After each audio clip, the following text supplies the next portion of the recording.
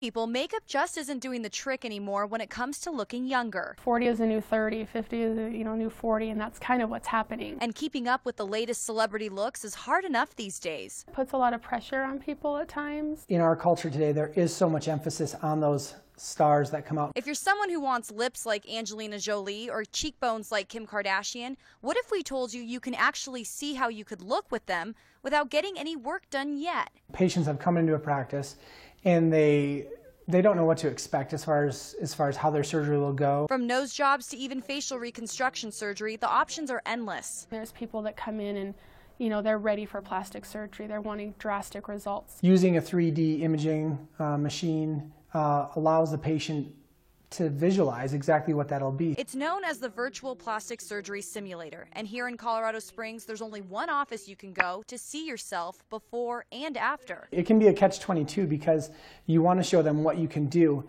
but the expectations are also limited by the human body. Dr. Smith says going under the knife isn't what it used to be when it first became popular back in its heyday. As plastic surgery has evolved, there's a lot of new techniques that it's hard to describe what exactly that will look like. Although this type of technology is out there are other alternatives also readily available to prevent aging right away. Being the laser tech, I could say there's definitely lasers that can help generate more collagen and elastin, give people more of that effect of not so much a facelift, but definitely give them tightening, smoothing of the skin. So does this simulated surgery software put pressure on surgeons to meet the patient's needs? We have to be a little bit cautious in saying this might not be your exact result. Or does it raise patients' expectations on what they should look like now that they see the results right in front of their eyes? People come in with expectations of wanting to have like a very drastic change. I tell them it will be very similar, but a little difference here and there. Ultimately, this surgeon's goal with the simulator is to help folks feel good about themselves. That's where